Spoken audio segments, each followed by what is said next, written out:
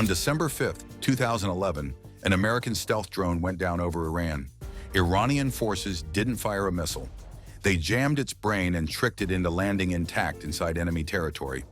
That aircraft was the RQ-170 Sentinel, built by Skunk Works. It was supposed to be invisible. 14 years later, Skunk Works has built something that makes the RQ-170 look like a toy. The RQ-170 wasn't a prototype, and it was already operational when it went down. Before the loss, the Central Intelligence Agency had used it over Pakistan during the raid that killed Osama bin Laden.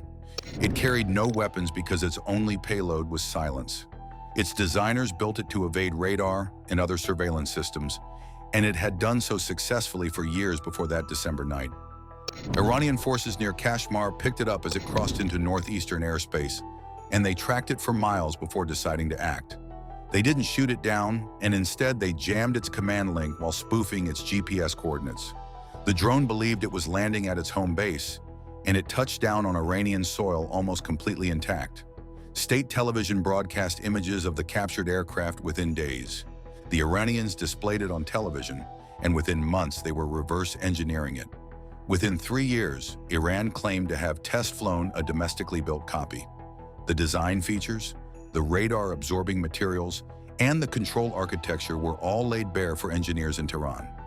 This was more than an intelligence victory. It was a demonstration of how patience, reverse engineering, and one captured airframe can dismantle an entire doctrine of low observable technology that the United States had spent decades refining. For Skunk Works, the loss was devastating. The RQ-170 represented years of classified engineering and operational testing. To see it sitting in a hangar under Iranian flags forced a question that would drive the next decade of black project development inside the most secretive division at Lockheed Martin. If a stealth drone could be detected and captured without a shot fired, then stealth itself needed to be redefined from the ground up. The capture exposed a truth the Pentagon had preferred to ignore. Stealth was never absolute. It was a set of design choices optimized for specific threats, and Iran had found the gaps between them. Electronic emissions, data link signatures, and thermal output were all vulnerabilities that radar cross-section alone couldn't address, no matter how advanced the shaping or the absorbing coatings had become. The Pentagon's response wasn't to abandon stealth, it was to expand it. Engineers realized that reducing radar visibility was no longer enough when an adversary could exploit every other signature the aircraft produced. The new challenge was to build a platform that disappeared across multiple detection methods simultaneously. This is where the concept of multispectral stealth enters the picture. Traditional stealth attacks the electromagnetic spectrum in the bands used by fire control radars, primarily X-band and Ku-band. That approach works against missile guidance systems, but it leaves other spectrums wide open. And those gaps are where the real danger lives. Iran had proven this in 2011. Their electronic warfare operators didn't need to break the RQ-170's radar evasion to bring it down. They attacked its brain instead. The lesson was stark. If you want to survive over contested airspace, you need to vanish from radar, from infrared sensors, from electronic surveillance, and from visual detection all at the same time. In September 2025, Lockheed Martin Skunk Works did something unusual. They unveiled a new stealth drone in public. The aircraft was called Vectis, a Group 5 collaborative combat aircraft designed to operate as an unmanned wingman alongside the F-35, the F-22, and future fighter programs. First flight is targeted for 2027, and the program is self-funded by Lockheed, which means the company is betting its own money on a market the Air Force hasn't yet fully committed to. O.J. Sanchez, the vice president and general manager of Skunk Works, made the announcement. He said the ability to reach this concept didn't happen overnight. That statement carries weight because Skunk Works doesn't typically reveal its black projects to the public. The F-117, the F-22, and the RQ-170 all emerged from secrecy only after they were already flying or operational. The public unveiling of Vectis raises an immediate question. If this is what they're willing to show, then something far more advanced remains hidden behind the curtain. Vectis is a tactical platform. It's designed for air-to-air combat support, sensor sharing, and loyal wingman duties.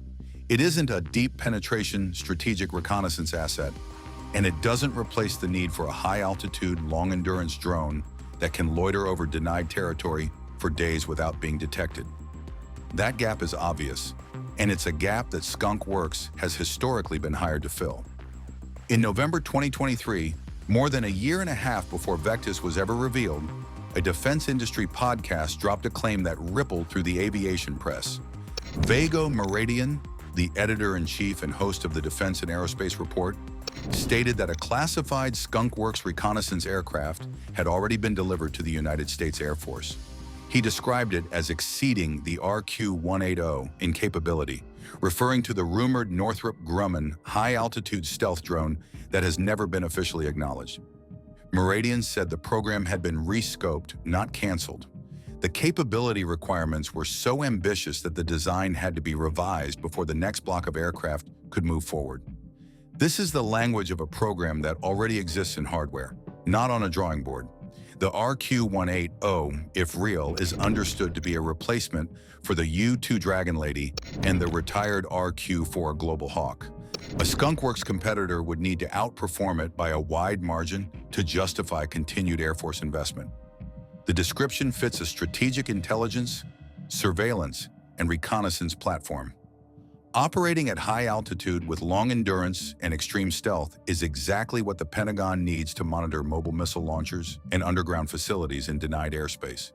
If the reports are accurate, airframes already exist. The only question is what makes them so much more capable than anything that came before. Conventional stealth is radar-centric. Angled airframes, radar-absorbent coatings, and internal weapons bays all work together to scatter or trap the electromagnetic waves used by fire control radars in X-band and Ku-band. This is the stealth the world understands. It's the stealth that let the F-117 strike Baghdad in 1991 and the B-2 cross continents without detection. But it's also the stealth that the RQ-170 relied on, and it wasn't enough. Modern air defense doesn't rely solely on those bands. VHF and UHF radars use longer wavelengths that interact differently with stealth shaping. Where X-band waves bounce off carefully angled surfaces, longer waves can wrap around edges and create detectable returns. These systems can't guide missiles with precision on their own, but they can cue other sensors to the general location of a stealth aircraft. That's exactly the vulnerability Iran's layered network was built to exploit. Worse, infrared search and track systems don't use radar at all. They're passive sensors that detect the heat radiating from an aircraft's engines and exhaust. Every stealth drone in the American inventory produces a thermal signature that an IRST system can see from miles away. Multispectral stealth attacks all three problems at once.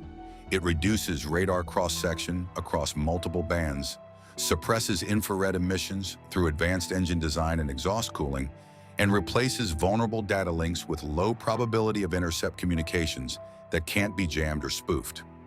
Academic literature from 2025 and 2026 documents breakthroughs in dual-band radar and infrared stealth materials. The science is real. The question is whether Skunk Works has already deployed it. Iran's air defense is built around two major systems. The first is the Russian S-300PMU-2, a long-range surface-to-air missile battery with advanced tracking radar and multiple engagement channels. The second is the indigenous Bavar 373, unveiled in 2019 and developed after years of studying foreign systems, including the one that fell into Iranian hands in 2011. Iran claims the Bavar 373 can detect and track fifth-generation stealth fighters at ranges up to 450 kilometers. No independent source has verified that claim. Beyond these long-range weapons, Iran has fielded the Cobra Phi-8 radar and other systems to create a dense, overlapping network around critical sites. The logic is simple. Even if a single radar can't lock onto a stealth target, the combined coverage of multiple bands and multiple platforms increases the chance that something will produce a return, a heat signature, or an electronic emission that gives the game away. Iran learned from the RQ-170. They learned that American stealth is formidable, but not perfect, and they have spent 14 years building a trap specifically designed to catch the next drone that crosses their border. The catch is that the next drone may not be using any kind of stealth they recognize. Now put the pieces together. A classified Skunk Works reconnaissance program has been reported as already delivered, with capability requirements so ambitious they forced a redesign. A publicly unveiled tactical drone leaves a glaring gap in strategic deep penetration surveillance, and a scientific foundation of dual-band radar and infrared stealth materials has been documented in peer-reviewed literature. The evidence points to one conclusion. Skunk Works has likely built a high-altitude, long-endurance platform that defeats Iran's layered network across every spectrum it uses. It would operate above the engagement ceiling of most surface-to-air missiles, with a radar cross-section reduced across VHF through X-band, an infrared signature suppressed below the threshold of IRST detection, and electronic emissions so minimal that jamming becomes nearly impossible. The March 2026 emergency landing of a secret American stealth drone at Larissa Air Base in Greece adds context. That aircraft was the rumored RQ-170, a Northrop Grumman platform, not a Skunk Works product, but its presence near contested airspace proves that classified hail stealth drones are already operating in the region. The United States isn't waiting for 2027. It needs persistent intelligence over Iran now, and the conflict raging through 2026 has made that need urgent. If the 2023 reports are accurate, Skunk Works has already delivered this aircraft to the Air Force. That means somewhere over the Middle East, right now, there may be a drone that Iran's billion-dollar air defense network can't see, can't track, and can't shoot down. The strategic impact is severe. Tehran has spent decades and billions building a wall, and the wall may be looking at empty sky. The era of single-spectrum stealth is ending. Tomorrow belongs to platforms that disappear across every detection method an adversary can build. Skunk Works has done this before. Back in 1991, the F-117 redefined night attack. The F-22 redefined air superiority. Even the RQ-170 proved that secret drones can be caught. Each time, Skunk Works learned, adapted, and pushed what invisible means. If the rumors are true, the next step is an aircraft that evades more than radar. It vanishes from infrared sensors, electronic surveillance, and low-frequency detection simultaneously. The consequences for Iran are severe. Billions spent on air defense, neutralized by an aircraft they can't see, can't hear, and can't track. The consequences for global air power are broader. Once multi-spectral stealth becomes operational, the balance of reconnaissance shifts permanently. When the adversary doesn't even know it's been watched, the strategic advantage becomes total. The answer may already be flying, and it didn't come from a factory line anyone has seen. A $35,000 drone has changed the course of modern warfare in ways few anticipated. Iran spent years developing a weapon that struck fear across the Middle East. Affordable, relentless, and deployed in overwhelming numbers.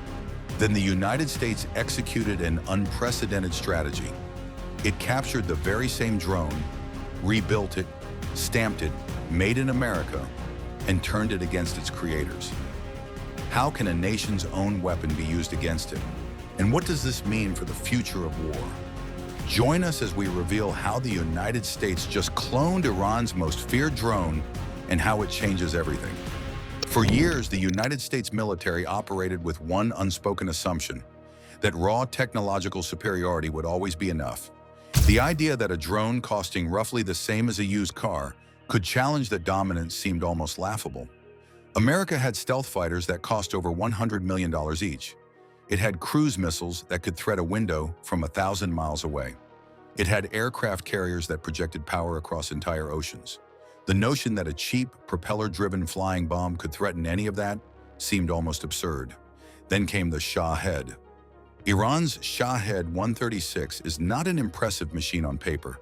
It is a delta-winged, propeller-driven drone with a small warhead and no pilot. It does not evade radar with cutting-edge stealth coatings.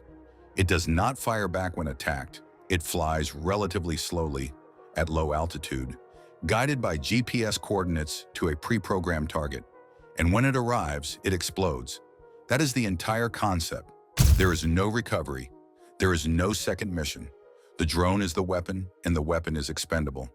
And yet this relatively unsophisticated drone did something that billion-dollar weapon systems could not. It broke the economics of modern air defense. And once it broke them, nothing in the calculus of modern warfare was ever quite the same again. To understand why the Shahed was so strategically disruptive, you have to understand how air defense economics work. Every air defense system operates on a basic principle. The cost of intercepting an incoming threat must be justified by the value of what you are protecting.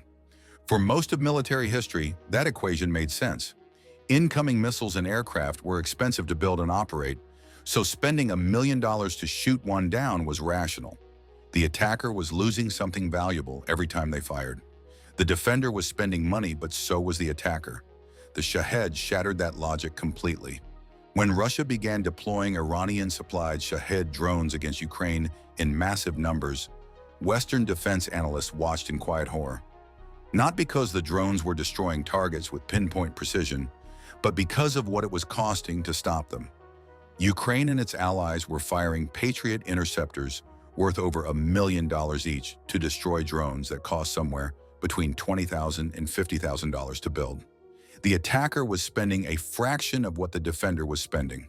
Every single engagement was a financial victory for Iran and Russia, regardless of whether the drone hit its target or not.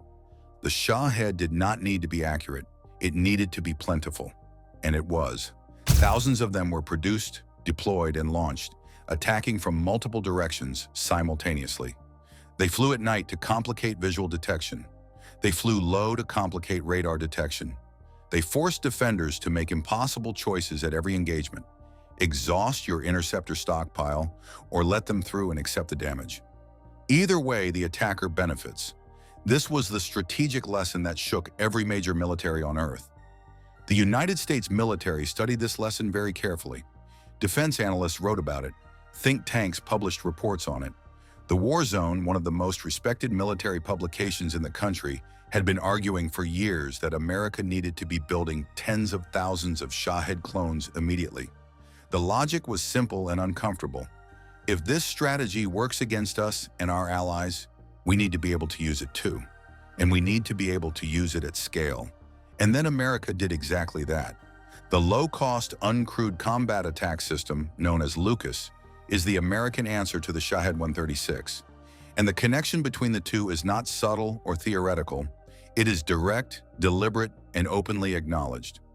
American officials have described the process without apology. The United States captured one of Iran's Shahed drones, extracted its internal components, sent them back to engineers in the United States, rebuilt the system from the ground up using American manufacturing and American technology, added significant upgrades, and then deployed it against the very country that designed the original. CENTCOM Commander Admiral Brad Cooper put it in terms that left no room for interpretation. He told reporters that the United States captured the Iranian drone, pulled the guts out, sent it back to America, put a Made in America stamp on it, brought it back, and started shooting it at the Iranians. That is not a paraphrase. That is the admiral in charge of the entire Iran campaign, describing the program with remarkable candor at a press conference in Tampa, Florida. The drones are manufactured by Skunk Works, a company based in Phoenix, Arizona. Each unit costs approximately $35,000. A Tomahawk cruise missile costs between $2 million and $2.5 million per shot. An air-launched cruise missile currently in service costs over $1 million. For the price of a single Tomahawk, the United States can now field over 50 Lucas drones. But Lucas is not simply a cheaper version of America's existing weapons. It represents a fundamentally different philosophy about what a weapon is supposed to be and how it is supposed to be used. Traditional American military doctrine has always been built around the principle of preservation. The entire procurement culture of the American military is built around the idea that each platform is a precious, irreplaceable asset. Lucas, however, inverts that logic entirely. These drones are designed from the start to be expended. They are not supposed to come back. The goal is to produce them so quickly and so cheaply that losing one in combat is strategically irrelevant. Defense planners call this concept attritable systems, platforms that are deliberately designed and accepted to be used up in combat. It is a radical departure from how the United States has approached weapons procurement for generations, and it reflects a hard-won recognition that in a conflict against an adversary willing to absorb enormous losses, the ability to match volume matters as much as the ability to field superior technology. The upgrades that America added on top of the Iranian original make Lucas significantly more capable than the weapon it was modeled after. The differences are not cosmetic, they are operationally transformative. Where the Shahed 136 flies a fixed GPS route to a pre-programmed coordinate and strikes whatever happens to be there when it arrives, Lucas operates in an entirely different tactical dimension. Multiple Lucas drones can communicate with each other while airborne. They can share sensor data, coordinate their approach vectors, and adjust their targeting based on what other units in the swarm are detecting in real time. This is autonomous cooperative behavior among multiple drones executing a shared mission. Some units in the fleet are equipped with Starlink satellite terminals, giving them beyond line-of-sight connectivity that allows targeting information to be updated while the drone is already in flight toward its objective. A Lucas drone can be launched, fly for hundreds of miles, receive updated coordinates mid-mission, and redirect itself to a new target without any human physically controlling it from moment to moment. The human remains in the loop in terms of authorizing the mission and approving the target list, but the execution is autonomous. The original Shahed was a blunt instrument designed for volume. The American version is a precision instrument that also happens to be available in volume. Lucas drones can be launched from multiple platforms, catapult systems on the ground, vehicle-mounted mobile launchers, and critically, from ships at sea. They were test-launched from the Independence-class littoral combat ship USS Santa Barbara in the Persian Gulf before they ever saw combat. That naval launch capability is strategically significant. It means Lucas is not dependent on fixed airstrips that can be targeted and destroyed. It can be deployed from almost anywhere across a vast operating area, which makes the launch infrastructure itself extraordinarily difficult to suppress. CENTCOM established Task Force Scorpion Strike in December of 2025, following directives from War Secretary Pete Hegseth to accelerate the acquisition and deployment of cost-effective drone technology. It was the first squadron in American military history dedicated entirely to one-way attack drones. The mission was straightforward: provide affordable, rapidly deployable offensive drone capability to commanders in the Middle East as quickly as possible. The first combat use of Lucas came during Operation Epic Fury, the joint United States and Israeli military campaign targeting Iranian assets that began in early March of 2026. Task Force Scorpion Strike used Lucas drones in the opening salvos of the campaign. They were fired at unspecified Iranian targets on the first day and used repeatedly in the days that followed. For the first time in history, American forces were using mass-produced, low-cost kamikaze drones in sustained combat operations, the same category of weapon that had been exclusively associated with Iran and Russia just years before. When asked directly how effective Lucas had been in combat and how much it was helping preserve the stockpile of more expensive munitions, Admiral Cooper gave a two-word assessment: indispensable. That single word from the commander of United States Central Command is worth dwelling on, meaning the campaign as conducted could not have been executed in the same way without it. When asked what kinds of targets Lucas had been used against, Cooper's answer was equally economical: good ones. The strategic impact of Lucas extends well beyond any individual strike or any single campaign. For years, one of the most serious concerns animating American military planning around a potential conflict with Iran was the question of magazine depth. Iran possesses thousands of drones and missiles. Producing enough expensive cruise missiles and interceptors to match that volume was economically and industrially unsustainable over a prolonged conflict. The fear was that Iranian barrages would outlast American and Allied stockpiles, forcing a choice between accepting devastating strikes or escalating beyond what the political situation could bear. Lucas has directly addressed that fear. Iran's response to all of this was as revealing as it was predictable. Rather than acknowledging that the United States had studied their approach and built a superior version of their own weapon, Iranian military officials pivoted to accusation.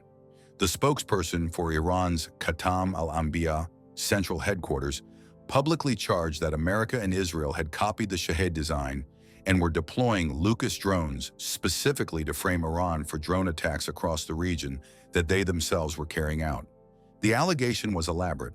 Lucas was not a weapon aimed at Iran, but an impersonation designed to make Tehran look responsible for strikes it had nothing to do with. Consider what that accusation actually reveals beneath the political theater. Iran built a drone so effective, so distinctive in its design, and so thoroughly associated with Iranian military operations across the Middle East that when America built a near-identical version, Iran's instinct was not to acknowledge the imitation. Their instinct was to claim that America was using the similarity to commit fraud. That response tells you everything about how central the Shahed had become to Iran's sense of its own military identity. And it tells you everything about how completely Lucas had disrupted that identity. Somewhere over the Persian Gulf, an Iranian radar operator stares at a screen showing something that shouldn't exist. A contact moving faster than anything in their threat library, crossing their airspace at an altitude where the air is so thin it barely qualifies as atmosphere. They try to hold it. The track slips. They try again, and then it's gone. Out of range. Out of reach. Mission complete on the other end. They never got a lock. This is what happens when you point a missile system at an aircraft that operates outside the physics those systems were built around. Iran's air defense network is one of the most layered in the Middle East, and it still couldn't answer the problem. We're going to break down exactly why, what the SR-72 actually is, how Iran's defenses work, what went wrong during the encounter, and why the result was settled before the aircraft ever crossed the coastline. Most people hear SR-72 and think faster SR-71. That's the wrong mental model entirely. The SR-71 Blackbird was built around the idea of going fast enough that nothing could catch it. Mach 3 plus, high altitude, get in and get out. It worked for decades. But the SR-72 isn't an evolution of that concept. It's a different concept altogether. The thinking behind it is that speed itself becomes a weapon, not just a survival mechanism. There's a gap between those two ideas that matters more than it sounds. Lockheed's Skunk Works, the same team behind the U-2, the SR-71, and the F-117, developed the SR-72 around a propulsion system that doesn't exist anywhere else in operational aviation.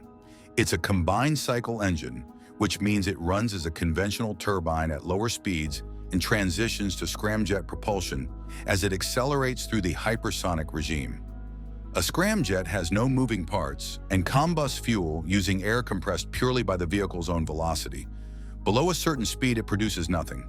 But past roughly Mach 4, it takes over and pushes the aircraft toward Mach 6, around 4,500 miles per hour at altitude. That number sounds abstract until you think about what it means for anyone trying to shoot the aircraft down. A surface-to-air missile doesn't fly at your target. It flies at where your target is going to be. The fire control system calculates a point in space. The missile heads for that point, and if the prediction is accurate, you get an intercept. That calculation depends on having enough time to run the math and enough track data to make the prediction reliable.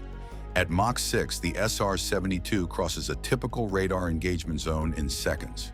The fire control system has almost no data to work with, the prediction window collapses, and the intercept solution never solidifies. Speed at this level also works against detection in ways that aren't obvious. The aircraft runs hot. Hypersonic friction heats the airframe to extreme temperatures. But it also operates at altitudes near the top of the stratosphere, where most ground-based radar systems aren't optimized to look. The geometry of radar coverage has a ceiling, and the SR-72 operates close to it. That means the radar picture is already degraded before you factor in any low observable design features the aircraft carries. Now, the fair question the audience always asks, is the SR-72 actually operational, or is this still a program? The honest answer is that it lives in a gray zone. Lockheed has confirmed the program exists. The U.S. Air Force has referenced hypersonic reconnaissance capabilities without naming the platform. Operational deployment details are classified. That ambiguity isn't accidental. The uncertainty about where the aircraft is and what it can do is itself part of the deterrent. An adversary who doesn't know whether you're overhead right now has to behave as if you might be. Every air defense system flying today was designed before hypersonic cruise platforms became real. The SR-72 is the first aircraft that makes those systems structurally obsolete. So that's the machine. Now you need to understand what it was flying into. Iran didn't build its air defense network overnight, and it didn't build it cheap. What exists today is one of the most layered systems in the Middle East, assembled over decades from a mix of Russian hardware, domestically engineered platforms, and a command structure that ties them together across the country's most sensitive airspace, including the Gulf. The centerpiece of the Russian-supplied portion is the S-300. This isn't a simple radar-guided missile battery. The S-300 was engineered specifically to engage fast, high-altitude threats. Ballistic missiles, fast jets, low observable aircraft. It operates across multiple frequency bands, can track dozens of targets simultaneously, and was built with the assumption that any serious adversary would try to jam or spoof its guidance. Iran received its first operational S-300 systems in 2016 after a lengthy embargo and has spent years integrating them into a unified command network with overlapping coverage zones. On paper, it's a serious capability. Then there's the Bavar 373. Iran developed this platform domestically, positioning it as their answer to the US Patriot system. Iranian military officials have claimed it can engage stealth aircraft and fast-moving cruise missiles. Independent verification of those claims is essentially impossible, but the engineering effort behind it is real, and the system has gone through multiple public test cycles. Whether it performs at its claimed ceiling in a contested environment against a real hypersonic target is a different question entirely. Beyond the missiles themselves, Iran runs an early warning radar network covering the Gulf approaches. Radar stations positioned across the southwestern coast and on islands in the Gulf give operators significant coverage of the maritime approaches, the same routes U.S. reconnaissance assets use regularly. Iranian operators have tracked American drones, monitored Israeli aircraft transiting the region, and logged cruise missile trajectories from multiple conflicts in the area. This is not a green crew running unfamiliar equipment. The people watching those screens have real operational experience. So why wasn't any of it enough? Air defense doesn't fail at one point, it fails across a chain. Detection, tracking, lock-on, and intercept are 4 separate steps, and every single one has to succeed for a missile to leave the rail with a valid solution. Miss any step or run out of time between them, and the sequence collapses. The S-300 and the Bavar 373 were both designed with threat models in mind. Specific speed ranges, altitude bands, and radar return profiles that their engineers used to tune the systems. Those threat models reflected real adversaries at the time of design.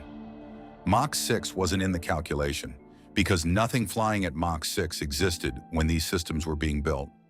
That's not a criticism of Iranian engineers. It's a problem every air defense program in the world shares. Now put that system up against the SR-72, and here's where the encounter gets interesting. By 2026, the Persian Gulf region had been running hot for months. Strikes, counterstrikes, maritime incidents, and proxy activity across multiple fronts had pushed U.S. reconnaissance operations into a higher tempo. Knowing what's happening inside Iran's military infrastructure, where assets are moving, what's being activated, what's being concealed, carries enormous operational value when you're managing that kind of environment.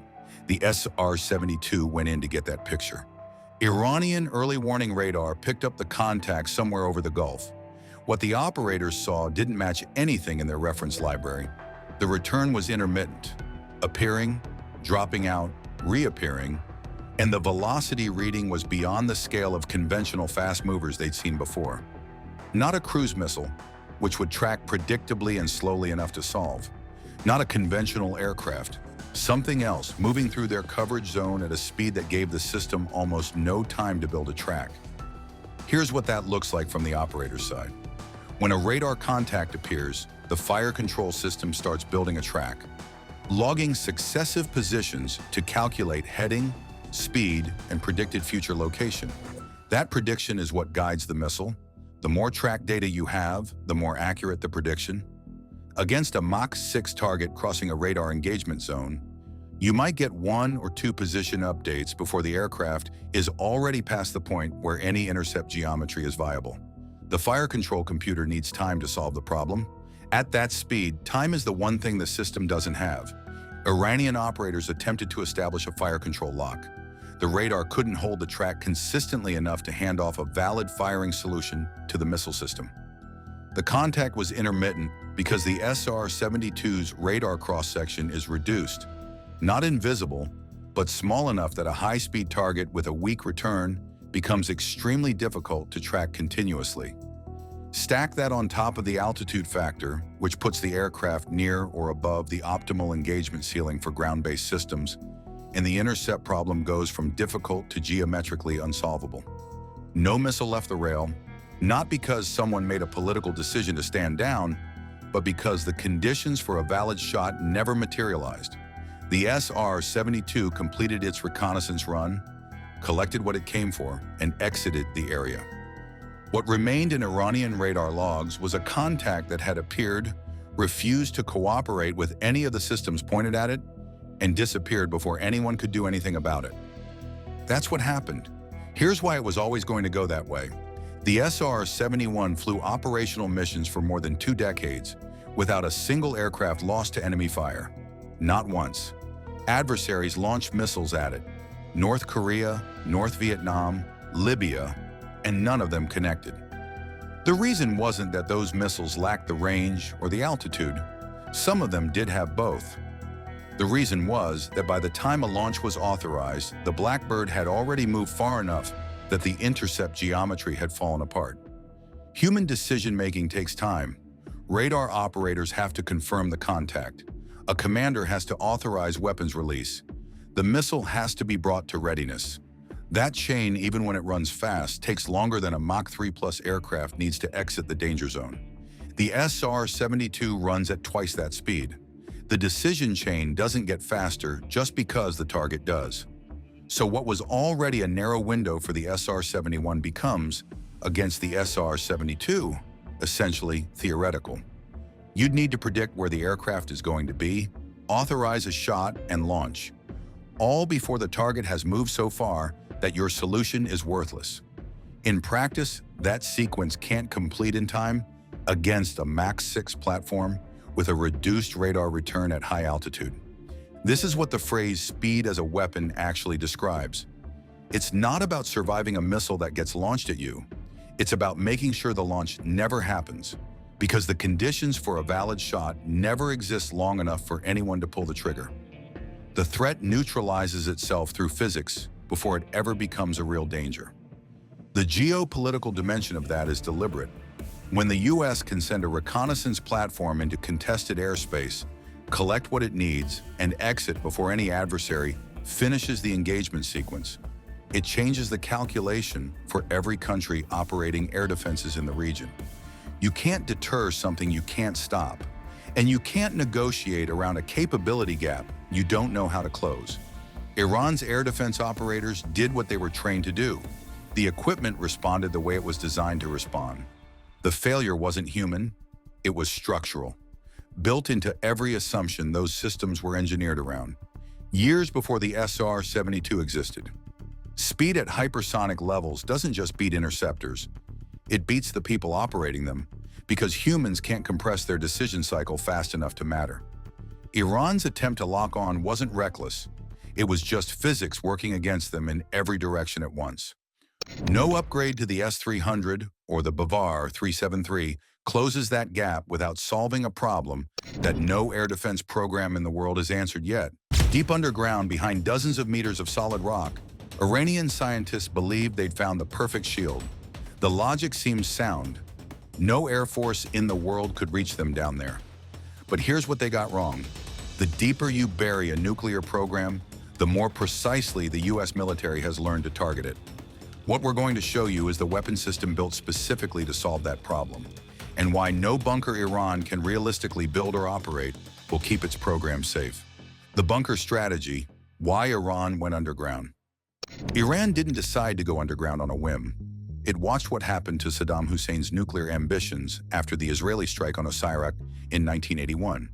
And it watched what happened to Libya's Gaddafi after he gave up his weapons program and was removed anyway. The lesson Iran took from both of those situations was simple.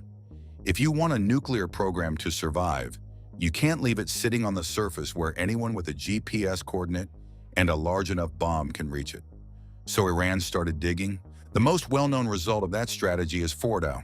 It sits near the city of Qom, carved into the rock of a mountain rather than simply buried beneath flat ground. The Iranians chose that site deliberately.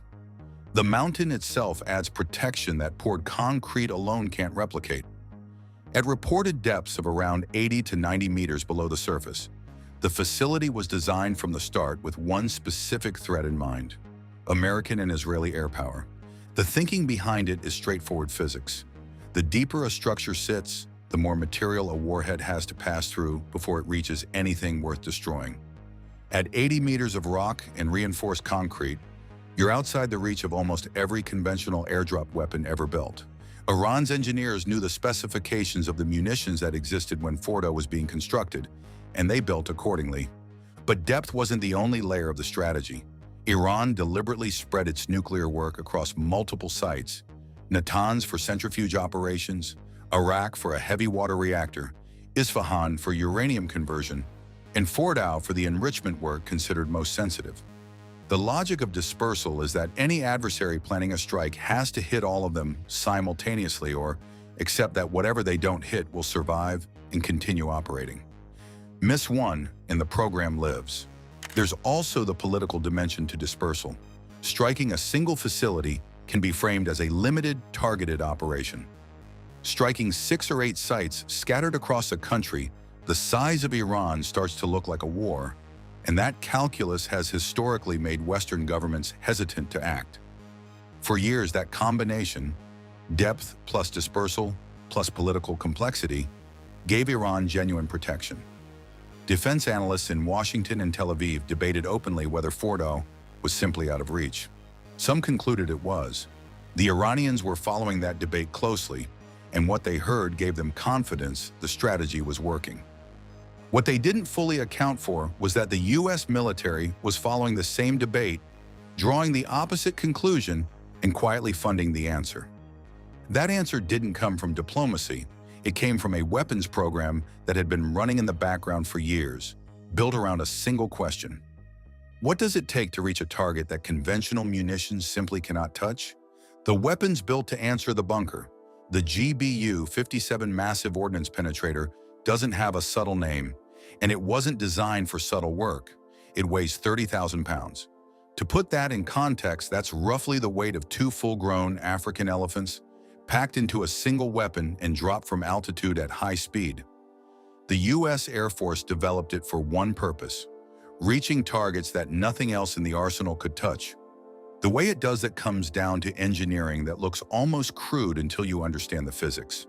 The outer casing is hardened steel, thick enough to survive the violent deceleration of punching through rock and reinforced concrete without the weapon breaking apart before it reaches its target depth. Inside, a delayed fuse gives the warhead time to travel down through the layers of material before it fires. The result is a weapon that can penetrate more than 60 meters of reinforced concrete and considerably more in softer ground before the 5,300-pound explosive fill detonates in whatever space it's reached. That number matters. 60 meters of reinforced concrete is a different problem than 60 meters of mountain rock, and the distinction is worth holding on to because it becomes important when we get to Fordow specifically. The only aircraft in the U.S. inventory capable of carrying the MOP is the B-2 Spirit, and it carries 2 of them. That's not a limitation of the aircraft so much as a reflection of how big the weapon actually is. The B-2's bomb bay was modified specifically to accommodate the MOP, meaning the Air Force committed real money and engineering time to making this delivery possible. You don't do that for a contingency plan. You do that because someone made a decision that this capability needed to exist and be ready. The MOP didn't appear from nowhere.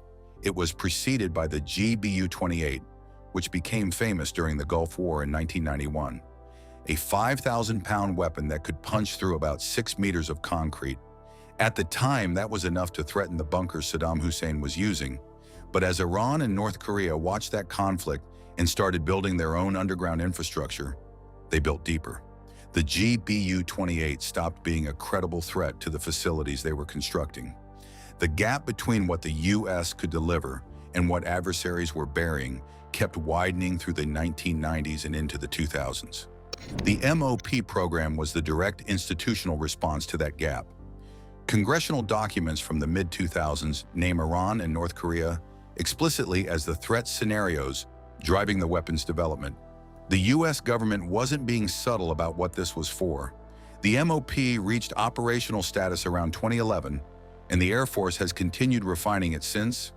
At least 2 upgrade programs have improved its guidance systems and fusing to address specific feedback about penetration, performance against particular soil and rock compositions. That last detail is worth sitting with. The upgrades weren't generic improvements. They were responses to specific target characteristics, which means U.S. planners have been modeling Fordow and facilities like it in enough detail to identify exactly what adjustments the weapon needed to defeat them. The MOP wasn't just built to reach underground facilities in general. It was progressively refined to reach the specific ones that matter most. Penetration depth alone, though, is only part of the equation. Getting a 30,000-pound bomb to the right coordinate over defended territory without being shot down before it releases, that's a separate problem entirely, and it required a separate solution. Delivery, precision, and the platforms that make it work. The B-2 Spirit is the reason any of this works. Without a platform that can carry the MOP into defended airspace and release it accurately, the weapon is just an engineering achievement sitting in a hangar. Stealth is what converts that engineering into an actual military option. The B-2's radar cross-section is roughly the size of a large bird, a product of its flying wing shape, radar-absorbent surface materials, and the careful internal routing of engine exhaust to reduce heat signatures. Iranian air defenses are built around radar.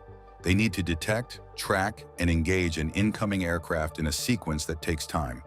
The B-2 breaks that sequence at the first step. If the radar can't produce a reliable track, the missiles that depend on that track can't fire effectively. The aircraft reaches its release point, drops its payload, and exits before the defense system has resolved what it was looking at. Precision is the other half of that equation. The MOP uses a combination of GPS guidance and an inertial navigation system that runs independently in case GPS signals are jammed or degraded. Together, they put the weapon within a few meters of its target coordinate. And that accuracy is what makes sequential strikes possible. You can drop the first weapon into a specific entry tunnel, then drop the second through the hole the first one created, driving the destruction progressively deeper into the structure. That's not a theoretical concept. It's a documented strike methodology the Air Force calls re-attack, and it was specifically developed to address cases where a single pass isn't sufficient to guarantee destruction. But before any weapon leaves the aircraft, intelligence has to do its work. ISR, intelligence, surveillance, and reconnaissance, is what tells planners where exactly to aim. Satellites, signals collection, and aerial reconnaissance over years of observation have produced detailed models of facilities like Fordo, where the access tunnels enter the mountain, where the ventilation shafts run, where the power infrastructure connects, and where the internal chambers sit relative to the surface above them. Dropping a weapon accurately onto a coordinate is simple. Knowing which coordinate to give it, the one that collapses the right tunnel or severs the right shaft, is the product of years of collection work. The weapon and the intelligence system feeding it are inseparable. Now factor in the B-21 Raider, which has entered operational service and carries the same heavy payload capability as the B-2. The B-21 was designed with lessons from decades of stealth operations folded into its architecture from the start, rather than retrofitted over time. Its manufacturing approach also means the Air Force can build more of them at lower cost, which changes the calculus around how many aircraft are available for a given mission. The B-2 fleet is small, 20 aircraft total, and not all of them are mission-ready at any given time. The B-21 is intended to grow that number considerably. More aircraft means more simultaneous strike packages, which matters directly for the dispersal problem Iran built its program around. The more sites you can hit at once, the less the dispersal strategy protects. Iran's engineers designed Fordow with the threat environment of the early 2000s in mind. The delivery systems flying today are a generation past what those engineers were modeling, and the generation coming next is further still. The physics problem Iran can't solve. Here's the constraint that no amount of concrete or political maneuvering can fix. The deeper you bury a facility, the harder it becomes to actually run one. Enrichment centrifuges are precision instruments. They spin at tens of thousands of rotations per minute and require stable power, stable temperature, and constant maintenance. The deeper underground you place them, the more complex and expensive the infrastructure keeping them alive becomes. Ventilation shafts to remove heat, power lines running down from the surface, supply tunnels wide enough to move equipment in and out. Every one of those systems is a structural dependency. Sever the ventilation and the facility overheats. Cut the power and the centrifuges stop. Collapse the access tunnel and no one gets in or out. The mountain protects the facility from above, but it also creates a set of choke points that a sequenced strike package is specifically designed to exploit. That's the part of bunker busting that rarely gets discussed. It isn't just about driving a warhead through the roof. A coordinated strike targets the tunnel entrances, the ventilation outlets, and the external power nodes in a sequence that leaves the interior intact but completely inoperable. A facility that survives a strike in that condition is still offline for months, possibly years, while the damage is assessed and the infrastructure rebuilt. From a military planning perspective, that outcome is nearly as good as destruction, because the time it buys is the point. Now apply that to Fordow specifically. The facility sits at a depth where the MOP's penetration capability against the rock composition of that mountain sits at the edge of what's publicly confirmed. And US officials have acknowledged that tension openly, then pointed to the upgrade programs that followed. What those upgrades addressed, based on what's been reported, was exactly that margin. The weapon was improved to close it. Iran's engineers face a dilemma with no clean exit. Push the facility deeper to stay ahead of penetration capability, and you make the operational problems worse. Longer ventilation shafts, longer supply lines, more surface infrastructure that satellites can image and strike packages can target. Stay at current depth and accept that the MOP, delivered accurately and sequentially, puts the facility at genuine risk. There's no depth that solves both problems at once, because the geological constraints that limit what a bomb can reach are the same constraints that limit what an engineering team can build and sustain. The bunker was always a bet that the weapons pointed at it would never quite catch up. That bet is no longer paying out. Where this leaves Iran, no underground facility survives indefinitely against an adversary with the will to use what it has built. That's not a political statement. It's the operational conclusion that falls out of the physics and the engineering on both sides. Iran's nuclear timeline has always been shaped by diplomacy, sanctions, and internal politics. What's changed is that the military dimension now adds a hard constraint that those other factors can't negotiate around. The US has the weapon, the platform, the intelligence picture, and a demonstrated willingness to act when it judges the moment right. Israel has struck Iranian assets before and has been explicit about what it will not accept. Both of those realities exist independent of whatever is happening at the negotiating table. The bunker gave Iran's program survivability it didn't have before. What it didn't give Iran was a permanent solution. It gave the program more time. And time, in this context, is running out faster than the mountain overhead would suggest. The bunker was Iran's answer to air power, and the MOP was America's answer to the bunker. That exchange is effectively over, and only one side came out ahead. Somewhere inside a classified hangar, there may already be an aircraft that can reach any city on Earth in under 90 minutes, drop a strike from the edge of space, and land back on a runway before the enemy even confirms what hit them. No government has officially acknowledged it. No journalist has photographed it. And yet China and Iran are restructuring their entire air defense doctrine around the possibility that it's real. That's not speculation dressed up as news. That's the logical conclusion of a pattern that Skunk Works has been running for decades, and it's a pattern worth paying close attention to.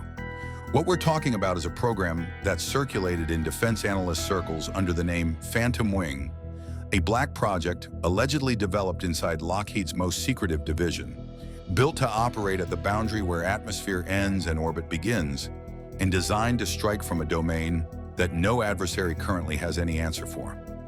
By the end of this video, you'll understand exactly why this aircraft, if it exists, doesn't just change the speed of warfare, it changes the entire math adversaries use when they think about confronting the United States. We're going to cover where this program allegedly came from, how orbital strike actually works, why neither China nor Iran can stop it, and what's real versus what's still in the rumor layer. Let's get into it. The SR-71 Blackbird was officially retired in 1998. For 25 years, it held the record as the fastest air-breathing aircraft ever flown, capable of outrunning surface-to-air missiles simply by accelerating away from them. When the Air Force stood those airframes down, the public story was that satellites had made high-speed reconnaissance redundant, cheaper, safer, no pilot at risk. Lockheed accepted that narrative publicly and kept working privately. That's not a conspiracy framing. That's just what Skunk Works does. The division was built by Kelly Johnson in the 1940s specifically to work outside normal bureaucratic visibility, and every major platform it's produced followed the same arc. Something gets developed in secret, flies operationally for years, and only surfaces publicly when the program has moved far enough along that disclosure no longer compromises it. The F-117 Nighthawk is the cleanest example. It flew its first operational mission years before the Pentagon acknowledged the aircraft existed. Neighbors near Tonopah Test Range in Nevada were seeing a delta-shaped aircraft in the sky throughout the early 1980s. The official confirmation didn't come until 1988. By that point, the aircraft had already been combat-ready for years. The B-2 Spirit followed the same pattern. The SR-72 followed it too, except in that case, Lockheed themselves broke the silence. In 2013, they published a concept article in Aviation Week describing a hypersonic successor to the Blackbird, targeting Mach 6, built around a combined cycle engine that could handle both subsonic and scramjet regime flight. The reason they disclosed it wasn't because the program was new. It was because the underlying propulsion technology had matured enough that keeping it completely dark was no longer the point. What matters about the SR-72 disclosure is what it implies. Lockheed went public with a Mach 6 reconnaissance and strike aircraft in 2013, which means the development timeline for that system stretches back well before that. And since 2013, Skunk Works has gone almost completely quiet on where that program stands today. That silence is meaningful. The Phantom Wing concept, as it's circulated among defense analysts and in patent filings tied to advanced propulsion and thermal protection systems, isn't described as a faster version of the SR-72. It's described as a categorically different kind of aircraft, not a hypersonic jet that flies through the upper atmosphere at high speed. Something that climbs above the atmosphere entirely, uses low orbital mechanics to cover distance, and then descends on a target from above at hypersonic velocity during re-entry. That's a different machine. It operates in a different domain. And the defenses that exist to stop conventional aircraft, or even conventional hypersonic missiles, weren't built with this flight profile in mind. To understand why that matters so much, you need to understand what orbital strike actually means mechanically, and why the physics of it are so difficult to defend against. Think about a standard strike mission.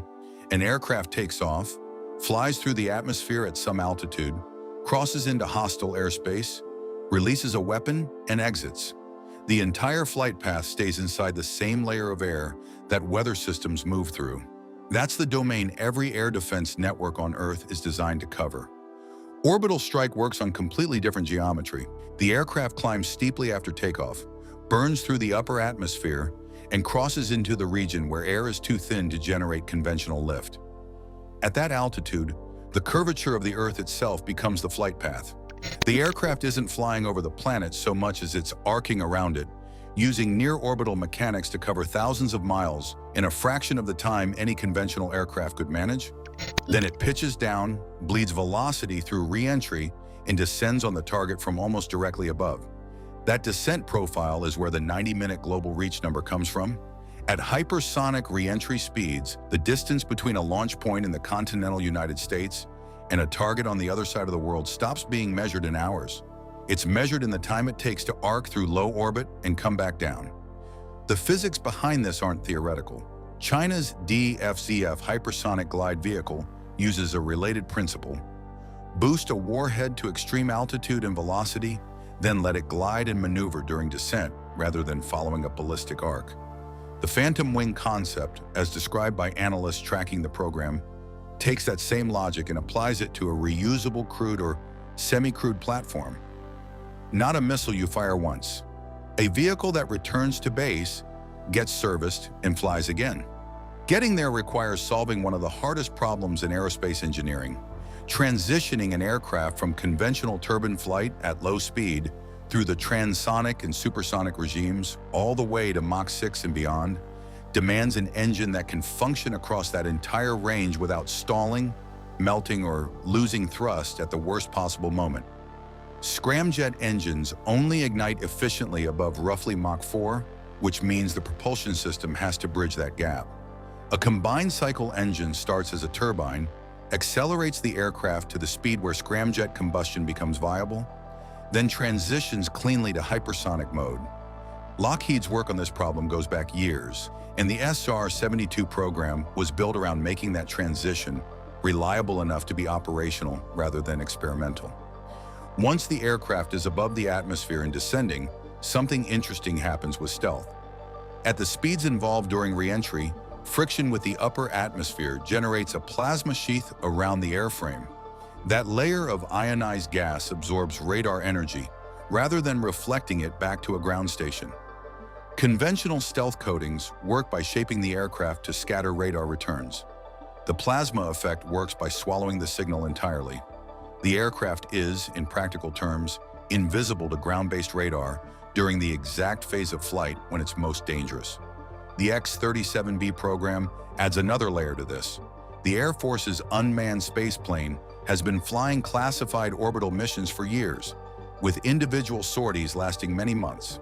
The official explanation covers technology demonstration in a general sense, but several defense analysts have noted that the vehicle's flight profile, its re-entry characteristics, and the thermal protection systems it uses are all directly applicable to a crewed or strike-capable successor. Whether the X-37B is a direct ancestor of something like the Phantom Wing, or simply a parallel program solving overlapping problems, the technology it's validating maps cleanly onto what an orbital strike aircraft would need to survive and function. That gets at why China and Iran aren't just watching this program with curiosity. They're watching it with urgency, because the defense gap it creates isn't something either country currently has any real answer to. China's most capable ground-based air defense network is built around systems like the HQ-9 and its naval equivalents. These are serious, modern platforms. They can engage targets at long range, they're mobile, and they're designed to handle multiple threats simultaneously. Against a conventional strike package, they'd cause real problems. The word conventional is doing a lot of work in that sentence. Every air defense system ever fielded is fundamentally a solution to a geometry problem. A radar acquisition system scans a defined volume of airspace, detects a target moving through it, hands off tracking data to a fire control system, and that system calculates an intercept trajectory and launches. The whole chain depends on one assumption: that the threat is coming from a direction and altitude the radar was designed to watch, with enough time in the engagement envelope to actually intercept it. An orbital strike aircraft breaks every variable in that chain at once. The descent profile we covered earlier means the threat arrives from almost directly overhead, not from the horizon where most radar apertures are optimized to look. The angle alone creates a detection problem that no software patch fixes, because it's baked into the physical orientation of the antenna arrays. To cover orbital re-entry angles, you'd need a fundamentally different sensor architecture pointed at the sky rather than the horizon, networked with fire control systems fast enough to generate an intercept solution in an extremely compressed window. That window is roughly 90 seconds or less from initial detection to impact, assuming the radar can acquire the target at all through the plasma sheath effect. 90 seconds is not enough time for any currently fielded intercept system to run a full engagement sequence against a maneuvering hypersonic vehicle descending from near orbital altitude. The missile has to be in the air before the geometry becomes workable, and you can't do that if you don't know the target is coming. Iran's situation is considerably more exposed. Their air defense inventory leans heavily on Russian origin systems, some of which date back decades. These aren't platforms designed to engage targets moving at hypersonic speeds under any geometry, let alone the near-vertical descent profile orbital strike produces. During the strikes attributed to Israel in recent years, Iranian systems struggled to consistently engage much slower, much lower-flying threats. The gap between what they operate and what an orbital strike aircraft represents isn't a gap you close with training or tactics. There's a psychological layer here too, and it matters as much as the technical one. Conventional deterrence works because both sides can see each other's capabilities developing in real time. Satellites track airfield construction, analysts count aircraft tail numbers, intelligence services monitor production rates. That visibility allows adversaries to calibrate their posture. They can assess the threat, build a response, and communicate that response as a deterrent of their own. An aircraft that can loiter in orbit for extended periods and descend without warning removes that visibility entirely. There's no ingress track to detect, no tanker support to monitor, no pre-flight activity to tip off intelligence collection. The first indication that a strike is happening could be the strike itself. Ballistic missiles follow a predictable arc from launch to impact, and that predictability is actually one of their weaknesses from a deterrence standpoint. Terminal defense systems have known intercept geometries to work with. A vehicle that maneuvers during descent on a profile that originates above the atmosphere doesn't give interceptors a predictable arc to solve for. That's not a marginal improvement in survivability. That's operating in a domain where the intercept math doesn't currently exist. So let's be straight about where the line sits between confirmed and alleged, because they're not the same thing, and collapsing them doesn't serve anyone. What's confirmed, the SR-72 program is real, Lockheed said so publicly. Skunk Works operates on black budget funding that's documented in congressional appropriations history. The X-37B is flying right now, somewhere above your head on a mission the Air Force hasn't fully explained. The physics of orbital re-entry and plasma stealth aren't classified. They're published aerospace science. Those things are facts. The Phantom Wing name isn't. The specific capability claims aren't. What circulates in defense analyst communities is a composite assembled from patent filings on advanced thermal protection and combined cycle propulsion, from signals intelligence reporting that's never been officially sourced, and from the kind of inference that happens when people who track black programs for a living notice line items in the Pentagon's budget that don't match anything on the acknowledged aircraft list. That's not nothing. It's also not a confirmed program. Here's why the Pentagon might not mind that ambiguity existing. An adversary that believes this aircraft is already operational has to plan for it. They have to spend money on detection architecture they don't currently have. They have to redesign missile defense doctrine around a threat profile their engineers are still trying to model. They have to absorb the psychological weight of knowing there may be a weapon in their opponent's inventory they have no answer for. All of that happens whether or not the platform has actually completed its first operational flight. Strategic ambiguity isn't a side effect of secrecy. Sometimes it's the product. The budget signal points in one direction. Unacknowledged special access programs have consumed a growing share of U.S. defense spending over the past decade, and the gap between total black budget allocation and the programs analysts can account for by name has widened. Something is absorbing that money. Multiple somethings, probably, and the historical pattern keeps repeating. The F-117 was a rumor, then a fact. The B-2 was a rumor, then a fact. The SR-72 itself was analyst speculation until Lockheed published it. Every one of those programs followed the same arc: denial, silence, then confirmation after the technology was mature enough that disclosure cost nothing strategically. Nobody outside the program knew the truth until Skunk Works decided they could afford to share it. That's exactly where the Phantom Wing sits right now. Either it's already flying and we're in the silence phase, or it's close enough that the rumors are doing useful work in the meantime. Both possibilities produce the same outcome for China and Iran. Whether the Phantom Wing is airborne tonight or still years from its first flight, the gap it represents is already reshaping how adversaries think and spend. China and Iran aren't building next-generation air defenses because they feel secure. Dozens of contacts, all moving fast, all closing on the same point. That's what the radar picture looks like when an Iranian drone swarm is inbound. Not one threat, not two, but a wall of cheap flying machines coming from multiple directions at once, each one designed to make sure the ship in front of them runs out of ways to fight back. 5 years ago, that was a real problem with no clean answer. Today it isn't, because somewhere in that engagement, a beam of focused light starts working through the swarm one drone at a time, and the drones just stop flying. No warning, no explosion at range. They just fall. Iran built its entire naval harassment strategy around a vulnerability that no longer exists. And that's the story we're getting into right now. Why Iran built a drone swarm strategy in the first place. To understand why this matters, you have to start with Iran's actual military situation, because Iran didn't build a drone swarm strategy because it wanted to. It built one because it had no other choice. Iran can't fight the US Navy head-to-head. That's not an opinion, it's just arithmetic. A US carrier strike group carries more air power than most countries' entire air forces. Iran's surface fleet is aging, its air force runs on decades-old American hardware it can no longer get parts for, and its Navy doesn't have the blue water capability to project force beyond the Gulf. Conventional confrontation with the US would end badly and quickly, so Iran went a different direction. Instead of trying to match American capability dollar for dollar, they built a strategy around volume and cost. Send enough cheap things at a problem, and eventually the problem runs out of expensive solutions. The Shahed series drones are the heart of that approach. They're not sophisticated. They fly slow, they're relatively easy to detect on radar, and they don't have the kind of electronics you'd find on a military aircraft.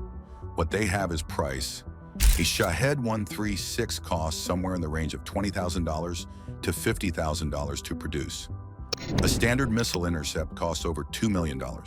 Send 20 drones at a ship and force it to fire 20 missiles, and you've just burned through $40 million worth of the enemy's inventory for under $1 million of your own. That's a trade Iran wins every time. And the strategy had real teeth. In 2019, drone and cruise missile strikes hit the Saudi Aramco processing facilities at Abqaiq and Khurais, knocking out roughly 5% of global oil supply overnight. The attack, in which US officials linked to Iranian hardware, showed the world that this wasn't theory. Cheap aerial munitions could reach high-value targets and cause serious damage before anyone could stop them. In the Red Sea, Houthi forces backed by Iranian weapons and training ran the same playbook against commercial shipping and US Navy warships for months. The USS Carney alone fired over 100 interceptor missiles in a single deployment period, defending against drone and missile attacks. 100 missiles. Gone. At sea, you can't just reload. A ship carries what it carries, and once the magazine runs low, the options get thin fast. That's the vulnerability Iran was targeting. Not the armor, not the sensors, not the crew, the inventory. Western navies are built around expensive precision weapons that you can only carry so many of, and Iran was betting it could keep sending cheap drones until those weapons ran out. For a while, the bet looked reasonable. Then the US Navy started putting a very different kind of weapon on its ships. What the US Navy's laser weapons actually are. The system the US Navy has been quietly putting on its surface ships is called Helios. High-energy laser with integrated optical dazzler and surveillance. USS Preble was the first destroyer to receive it, making her the first operational US surface combatant to carry a solid-state laser weapon. Not a prototype sitting in a lab, not a test rig on a barge, a combat-ready system mounted on a warship operating in real threat environments. The physics behind it are simpler than you might expect. Helios focuses a high-powered beam of light onto a target and holds it there. The energy transfers into the surface material as heat, and it keeps building until something fails. The airframe warps, the engine seizes, the fuel ignites, or the electronics fry. There's no warhead, no shrapnel, no projectile traveling downrange. just a sustained column of thermal energy moving at the speed of light, delivered precisely where the fire control system points it. What that means in practical terms is a cost per shot figure that sounds made up until you look at how the system actually works. Each firing costs roughly $1 in electricity. That's it. Compare that to the missile intercept costs we already covered, and you start to see why the Pentagon kept pushing this program even when early versions underperformed. The magazine situation is what really separates this from every other weapon on the ship. As long as the ship's power generators are running, the laser can keep firing.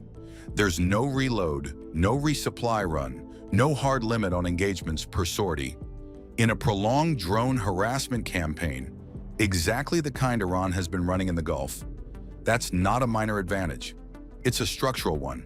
Helios also isn't a single-mode weapon. At lower power settings, the dazzler function can blind the optical sensors on a surveillance drone without destroying it. Useful when the rules of engagement require a measured response. Step up the power and you can disable propulsion systems or cook the electronics without the airframe coming apart. Go to full power and you're burning through the drone itself. The operator picks the effect, the system delivers it. Before Helios, the Navy was already fielding a lower power version called Odin, Optical Dazzling Interdictor, Navy. Odin went on multiple surface ships first, which gave the service real operational data on how directed energy performs outside a test range. Humidity, sea spray, atmospheric turbulence, all of it affects how a laser beam holds together over distance, and you can't simulate that in a lab. Odin gave the Navy years of that data before Helios ever went to sea. The limitations are real and worth stating plainly. Heavy rain or thick fog degrades beam quality significantly because the atmosphere scatters the energy before it reaches the target. The system also needs to hold its beam on a target for several seconds to achieve a kill, which means a target that's maneuvering hard at long range is harder to engage reliably. Against a supersonic anti-ship missile pulling high G turns, a laser at current power levels isn't your first line of defense. But slow, straight-flying drones on a fixed approach path? The dwell requirement barely matters. A Shahed flying a pre-programmed route at low altitude isn't doing anything to break the beam's lock. It's just flying in a straight line toward a ship that's now pointing something at it that doesn't miss and doesn't run out of ammunition. The encounter, laser versus drone swarm. Picture the scenario the US Navy has been wargaming for years. A destroyer operating in the Persian Gulf, well inside the range corridor Iran uses for its drone operations. The radar picture fills with contacts, not one or two, but a coordinated wave coming in from multiple bearings at once. Some are high, some are skimming low over the water to complicate the tracking picture. This is the swarm profile Iran has rehearsed, and it's specifically designed to split a ship's defensive attention across too many targets simultaneously. Against a traditional layered defense, this is where things get ugly fast. The Phalanx close-in weapon system can engage incoming threats, but it covers a limited arc, burns through its 20mm ammunition quickly, and by the time drones are close enough for Phalanx to reliably engage them, you're already in a bad position. Standard missiles are accurate, but as we covered, there aren't unlimited rounds on board, and they're wasted on a $20,000 drone.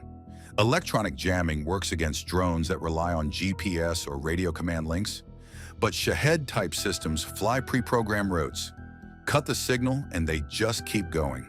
None of the traditional answers solve the volume problem cleanly. Helios approaches the same problem differently. The fire control system pulls track data from the ship's radar, assigns priority to the targets posing the most immediate threat, and the beam slews onto the first contact.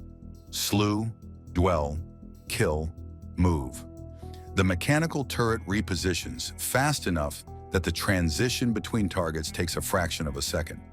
There's no reload cycle between engagements, no cooldown that a swarm operator could try to exploit. The system works through the contacts sequentially, and the engagement rate is measured in seconds per drone, not minutes. The actual kill mechanism depends on where the beam holds. On a drone with a combustion engine, sustained heat on the fuel system or exhaust components can trigger ignition. On an electric UAV, the beam cooking through the fuselage reaches the battery pack or motor controller, and that's the end of the flight. Either way, the drone doesn't explode dramatically at distance. It just stops flying and drops. Sometimes there's a small fire on the way down, mostly it just falls. That last detail is something Iran's planners didn't fully account for, and it matters operationally. When a missile intercept happens, both sides know. There's a detonation, a debris field, a visible event that tells the attacking force its drone was stopped. The swarm operators can count intercepts, adjust, and keep pushing. With a laser kill, the feedback loop breaks down. A drone goes offline and the operators have no immediate way to know why. Signal failure, mechanical fault, or something they can't see burning through the airframe from 12 kilometers away. The swarm starts thinning, and the people who launched it don't have a clear picture of what's stopping it. U.S. Navy testing has demonstrated exactly this capability against drone targets under operational conditions, and the service has publicly confirmed Helios is deployed and functional.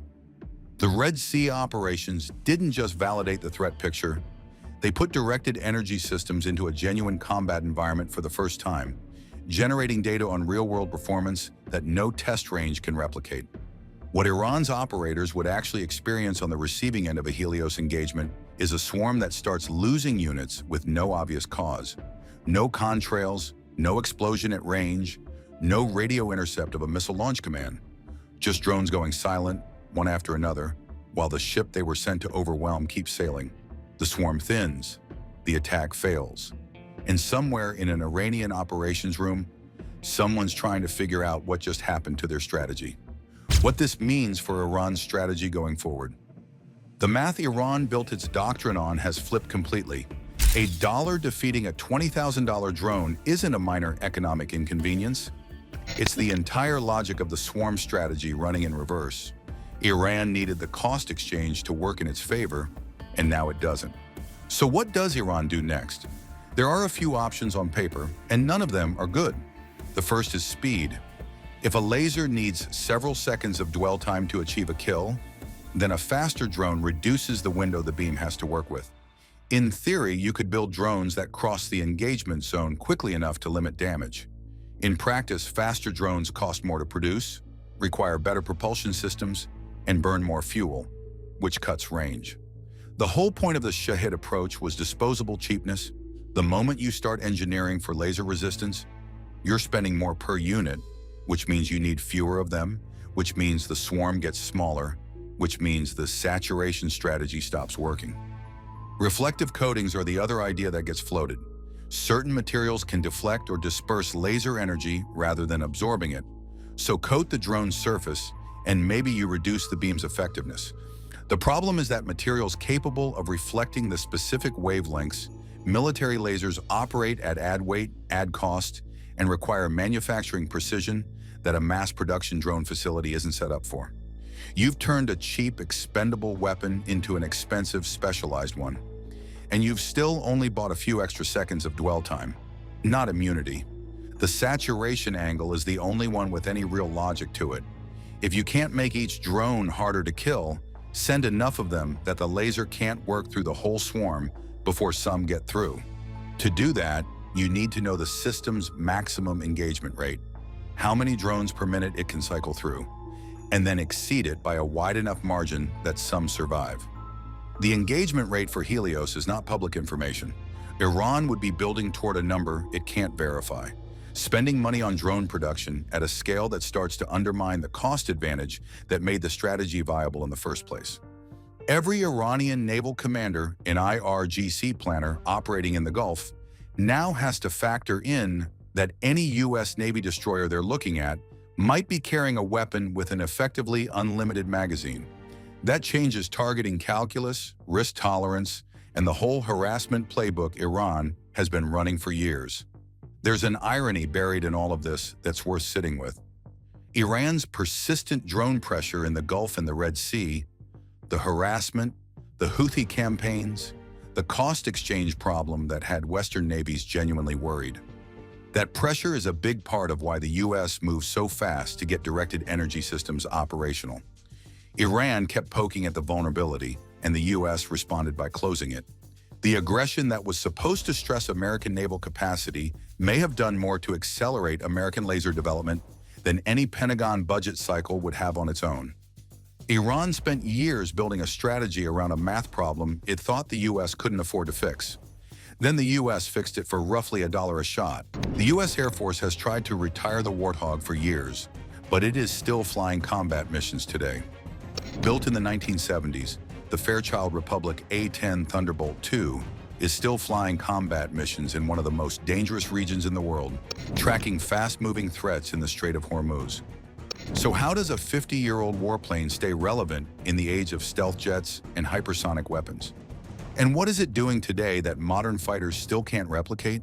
Join us as we reveal why the Warthog refuses to disappear and how Iran is currently paying the price for that. Let us start with the sound, one of the things the Warthog is famous for. When an A-10 fires its cannon, the noise it makes sounds like the sky is tearing open. A deep, violent, mechanical roar that lasts less than 2 seconds but feels like it goes on forever. Pilots who have heard it from the cockpit describe it as unlike anything else in aviation. Ground troops who have heard it from below describe something closer to relief, the particular kind of relief that comes from knowing that whatever was about to harm you is no longer a threat. That sound is the GAU-8 Avenger, a 30mm rotary cannon that is not just a weapon mounted on an aircraft. It is the reason the aircraft exists in the first place. The A-10's entire airframe was designed around the GAU-8. The aircraft was built to carry that gun into battle, and every other design decision, the engines, the wings, the cockpit, and the landing gear were made in service of that central function. The GAU-8 fires at a rate of 3,900 rounds per minute. Its average recoil force is 10,000 pounds, which is slightly more than the thrust output of each of the A-10's 2 engines. The rounds it fires are accurate enough to put 80% of shots within a 40-foot diameter circle from 4,000 feet while the aircraft is in flight. In a world that increasingly debates whether human pilots are even necessary, where the conversation is dominated by stealth, hypersonics, and artificial intelligence, the A-10 is the most stubbornly analog weapon in the American arsenal. It flies low and slow. It gets close to things and shoots them with a cannon until they stop being a threat. That is not a philosophy that fits neatly into a PowerPoint about 6th-generation air dominance. But it turns out that philosophy is devastatingly effective in the specific conditions where Iran decided to pick a fight. To understand why the Warthog is in the Middle East right now, let's go back to the beginning and understand what this aircraft was actually built to do. The A-10 was born from a very specific fear. In the 1960s and 70s, American military planners looked at the Soviet Union's massive tank force and asked a deeply uncomfortable question. If the Red Army rolls into Western Europe, what stops it? The answer they arrived at was an aircraft designed from scratch to destroy armored vehicles as quickly and as cheaply as possible, in the most dangerous conditions imaginable, and then come home. The result was an aircraft with a titanium-armored cockpit nicknamed the Bathtub, redundant flight systems designed so the aircraft could continue flying after taking significant damage, and an airframe robust enough to return to base with one engine destroyed, one tail damaged, or significant wing damage. The Warthog was built to survive being hit and keep fighting anyway. During Desert Storm alone, A-10s destroyed over 900 Iraqi tanks, around 2,000 military vehicles, and nearly 1,200 artillery systems. It even reportedly shot down 2 Iraqi helicopters, a rare feat for a ground attack aircraft that carries no radar and was never intended for air-to-air combat. After Desert Storm came Kosovo, then Afghanistan, then Iraq again, then Libya, then Syria. Every time the military establishment declared the Warthog obsolete, another conflict arose in which it proved to be exactly the right tool for exactly the right job. The Air Force, for its part, has been trying to retire the A-10 for years. The argument is straightforward and not without merit. The aircraft is slow and non-stealthy, built for low-altitude attacks that become genuinely dangerous against modern air defenses, equipped with man-portable missiles and radar-guided guns. Advanced air defense systems from Russia and China can engage it long before it reaches its target. The Air Force argues that modern multi-role fighters equipped with precision-guided munitions can perform close air support from safer altitudes, and that the money spent maintaining an aging fleet of specialized aircraft would be better directed toward next-generation capabilities. The Air Force's fiscal year 2026 budget included a request for $57 million to retire all 162 remaining A-10s, 2 years ahead of schedule. The plan was clear. The Warthog was done. However, the Congress disagreed again. The fiscal year 2026 National Defense Authorization Act prohibited the Air Force from reducing the A-10 inventory below 103 aircraft and required at least 93 primary mission aircraft through September 30th, 2026.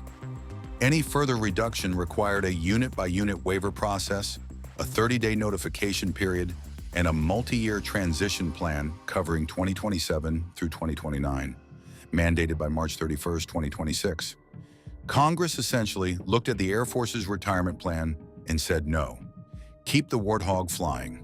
And then, less than 3 months later, Operation Epic Fury began, and the aircraft that was supposed to be in the process of being retired found itself in the opening wave of the largest American military campaign in the Middle East in over 2 decades.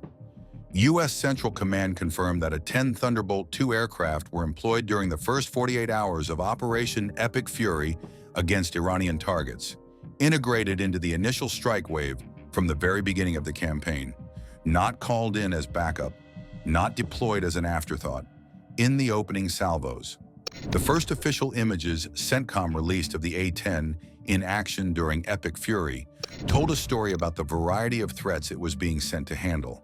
The aircraft were carrying a mixed loadout: AGM-65 Maverick air-to-surface guided missiles, LAU-131 rocket pods loaded with laser-guided rockets, AIM-9 Sidewinder air-to-air missiles for self-defense, a Lightning targeting pod for precision identification of targets, and a 600-gallon external fuel tank for extended loiter time. That loadout tells you something important about the threat environment in Epic Fury. The Maverick missiles are for armored targets and hardened positions. The laser-guided rockets are versatile precision weapons that can engage small, fast-moving threats at relatively low cost. The Sidewinders suggest the possibility of engaging Iranian drones in the air, which have become a significant threat across the region. And the 600-gallon fuel tank says that whoever loaded this aircraft expected it to stay airborne over the target area for a long time, ready to respond to whatever emerged. CENTCOM emphasized precisely this capability in the statement accompanying the A-10 imagery. The aircraft can remain on station for hours, standing ready to execute a mission whenever needed. That word, loiter, is the one that appears again and again in every discussion of why the A-10 remains relevant. Multi-role fighters can deliver more sophisticated weapons from greater distances, but they cannot circle over a target area for hours at a time, watching for threats to emerge, waiting for a boat to appear around a headland or a missile launch team to move positions. The A-10 can, and in the geography of the Strait of Hormuz, that capability proved decisive. Chairman of the Joint Chiefs of Staff General Dan Kane confirmed at a Pentagon press conference that the A-10 Warthog is now engaged across the southern flank of Operation Epic Fury, hunting and killing fast-attack watercraft in the Strait of Hormuz. The Strait of Hormuz is one of the most strategically important bodies of water on Earth. Roughly 20% of the world's daily oil supply transits the strait. Iran has long maintained a strategy of threatening to close the strait to shipping in any serious conflict, using swarms of fast attack boats, mines, and coastal missiles to make passage too dangerous for commercial vessels. It is an asymmetric threat that does not require Iran to defeat the U.S. Navy in a conventional sense. It just needs to make insurance companies decide that sending tankers through the strait is too risky. The economic disruption that follows can be devastating for regional states, for global energy markets, and for any American effort to sustain regional alliances. Iran's fast attack boat strategy is built on numbers and speed. Small, fast vessels, difficult to track, appearing from coastal inlets and islands, capable of laying mines or firing missiles before air defense systems can respond effectively. Against an F-35 operating at altitude, these boats are genuinely hard to engage. They are fast, small, low on the water, and easy to lose against the radar clutter of a busy coastline. Against an A-10 flying low and slow at 300 knots with a targeting pod, a Maverick missile, and a pilot who has been training for exactly this scenario for years. They are not hard to find at all. The A-10 was specifically trained for the maritime role of hunting Iran's fast boat fleets long before Operation Epic Fury began. In early February 2026, A-10s were conducting close air support missions for the USS Santa Barbara in the Arabian Gulf as part of the force buildup ahead of the campaign, protecting mine-hunting operations in constrained waters near the strait from fast boat swarms and mining threats. In a March 16th video, CENTCOM Commander Admiral Brad Cooper stated that U.S. forces had destroyed more than 100 Iranian naval vessels and vowed to continue rapidly depleting Iran's ability to threaten freedom of navigation in and around the Strait of Hormuz. 100 vessels. And the A-10 was actively contributing to that tally, not as a supplementary platform, but as one of the primary tools the U.S. military chose to clear the strait. A-10s were also spotted with Sidewinder missiles engaging Shahed-type Iranian drones during counter-unmanned aerial systems missions, an air-to-air role that nobody designed the Warthog for, but which pilots have adapted to over years of operational deployment in environments flooded with cheap Iranian drones. As the campaign expanded, flight tracking data revealed that the Air Force was preparing to send additional A-10s across the Atlantic toward the Middle East, with 12 aircraft arriving at RAF Lakenheath in late March 2026, suggesting a significant expansion of the Warthog's role in the campaign. The aircraft that the Air Force was actively trying to retire 6 months earlier was being reinforced mid-conflict. The debate about the A-10's future will continue after Epic Fury ends, but right now, somewhere over the Strait of Hormuz, an aircraft designed in the 70s to kill Soviet tanks is flying low over contested waters, scanning for Iranian fast boats, and making the Islamic Revolutionary Guard Corps pay for the mistake of thinking that cheap, swarming naval tactics could close the world's most important oil choke point without consequence. The upgraded F-22 Raptor is challenging global defense norms. With enhanced stealth, improved engines, and advanced sensor fusion, its air superiority is redefined.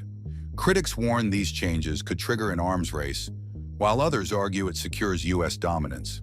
Meanwhile, China and Russia are investing in next-generation fighter technologies to lead the innovation race. As Beijing and Moscow ramp up their modernization efforts, the critical question remains: can the F-22 maintain its supremacy, or will emerging platforms like the F-47 usher in a new era of aerial warfare? Join us as we uncover the cutting-edge upgrades of the F-22 Raptor, advancements so powerful they've captured China's attention.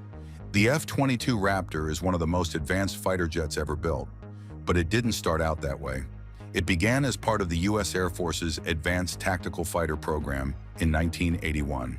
The goal was to replace the F-15 and F-16, which were powerful but becoming vulnerable to new Soviet threats. The Soviets were developing advanced missiles, airborne warning systems, and new fighters like the Su-27 and MiG-29, which could challenge U.S. air superiority. To stay ahead, the U.S. needed a fighter that was faster, stealthier, and more advanced.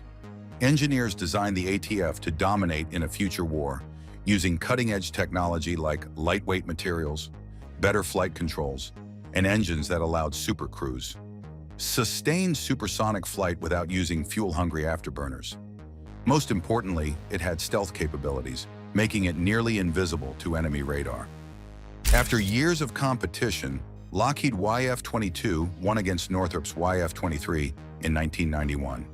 While the YF-23 was stealthier and faster, the YF-22 was more maneuverable thanks to its thrust-vectoring engines, which allowed it to perform sharp turns and outmaneuver enemies in close combat.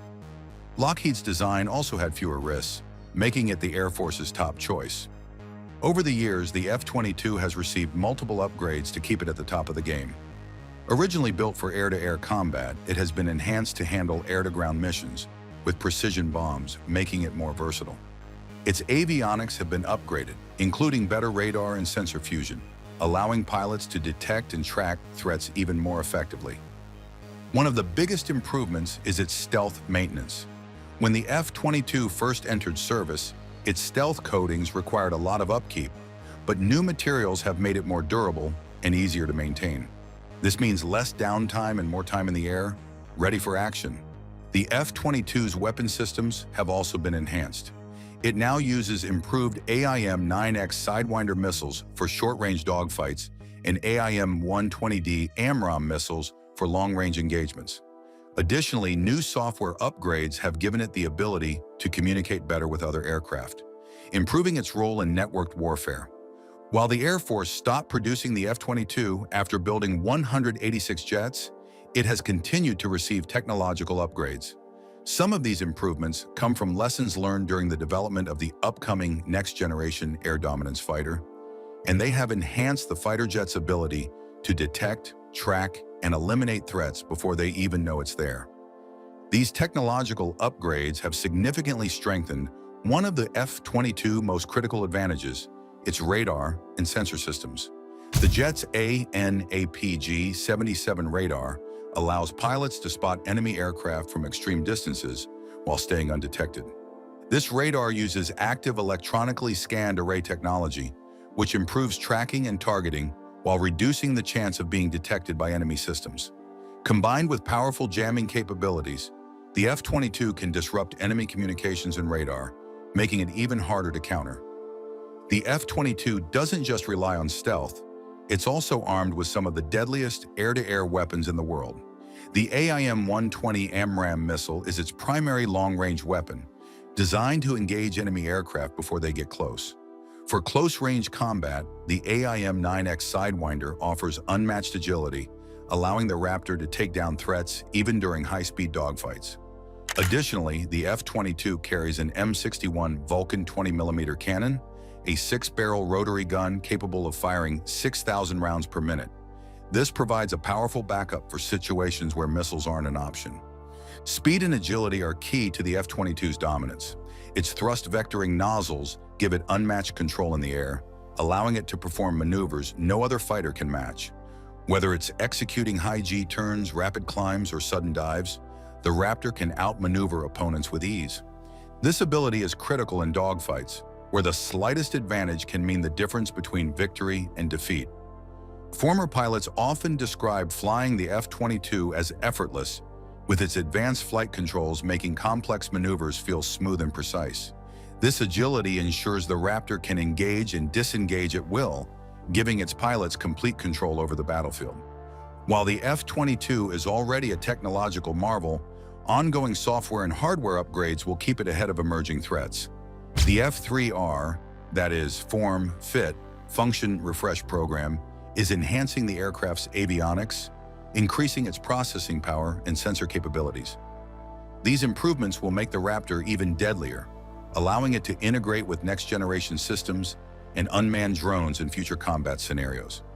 The Air Force is also working on engine enhancements to boost efficiency and power, ensuring the Raptor remains capable of supersonic speeds without afterburners.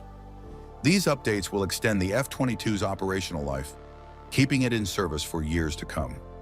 Last year, Lockheed Martin successfully ran 6 flight tests to add new high-tech features to the stealth fighter. The U.S. Air Force relies heavily on its fleet of F-22s, and these upgrades will help keep the jet at the top of its game, possibly all the way into the 2040s. Some of the biggest improvements include a new infrared defensive system, advanced sensors, and special stealthy drop tanks that extend its range. At the 2025 Air and Space Forces Warfare Symposium, Lockheed Martin shared updates about these developments. Right now, the Air Force has about 180 F-22s, though 32 of them are older models used only for training and testing.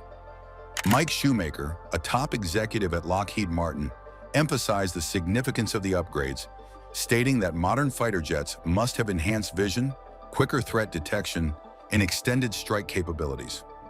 He mentioned that recent flight tests had concentrated on integrating advanced sensors to improve the F-22 Raptor's ability to track and engage targets from much greater distances, significantly boosting its combat advantage. While Lockheed Martin didn't share specific details about these sensors, the Air Force has been testing stealthy underwing pods on the F-22 for years. Many experts believe these pods house an advanced infrared search and track system, which would allow the Raptor to detect enemy aircraft without using radar, perfect for staying hidden while hunting down threats. Another major improvement coming to the F-22 is its next-generation infrared defensive system. Mike confirmed that Lockheed Martin is already under contract to integrate this technology, which will give the Raptor better missile warning capabilities in long-range detection. In simple terms, this means the jet will not only be better at spotting enemies, but also at avoiding surprise attacks. Lockheed Martin previously revealed that IRDS will use a distributed sensor system based on Hyperspeed technology, first introduced in 2022. Hyperspeed sensors provide a constant infrared view of the battlefield, helping pilots detect and track threats, even in complete darkness. So far, these sensors have only been fully integrated into F-5 advanced Tiger jets used by private military contractors. Now they're making their way to the world's most advanced stealth fighter. Mike's comments confirm that the F-22's new advanced sensor upgrade is different from the infrared search and track distributed system. This suggests that the Raptor may get even more advanced infrared tracking capabilities. Adding an extra infrared sensor pod alongside IRDS makes sense. Traditional IRST systems, whether built into jets or carried as external pods, typically use large, swiveling sensors to track targets from different angles. TAC IRST, the system being developed for the F-22, works differently. In 2017, Ken Merchant, a Lockheed Martin executive for the F-22 program, explained that there wasn't enough space inside the jet to install a full IRST system like the F-35's Electro-Optical Targeting System, or EOTS. EOTS mainly helps with air-to-ground targeting, but it also has infrared tracking capabilities. Even on its own, IRDS would be a huge improvement over the F-22's current ANAAR-56 missile launch detector, which only provides basic infrared warnings. TASI IRST sensors spread across the aircraft could help the Raptor detect threats more effectively, similar to how the F-35 distributed aperture system works. Using both built-in and podded IRST sensors together would be a game changer. As experts have explained, traditional IRST sensors can only detect a target's direction and movement, but struggle to determine its exact range. However, if two aircraft with IRST systems share data, they can quickly triangulate a target's position with precision. Lockheed Martin has already demonstrated this kind of teamwork using its Legion pod, which features an IRST-21 sensor. This system can provide high-quality targeting data and has been tested on various fighter jets. The F-22 was originally supposed to have an IRST system, but budget cuts removed it late in development. Now, with stealth technology becoming more common worldwide, the U.S. military sees infrared tracking as crucial. Unlike radar, which actively sends out signals that enemies can detect, IRST works passively. It simply listens for heat signatures, making it perfect for tracking stealth aircraft. IRST can also help radar systems lock onto targets more effectively, providing better accuracy without revealing the jet's position. One of the biggest advantages of IRST is that it's immune to electronic warfare. Modern enemy forces use jamming technology to disrupt radars, but infrared tracking can't be blocked in the same way. This makes IRST a powerful tool for detecting and tracking stealthy threats. Mike reassured that any new F-22 upgrades would maintain the aircraft's stealth capabilities. This is crucial as the U.S. faces increasing threats from advanced enemy aircraft and stealthy weapons. China, for example, recently unveiled two new stealth fighter designs, signaling rapid advancements in their air combat technology.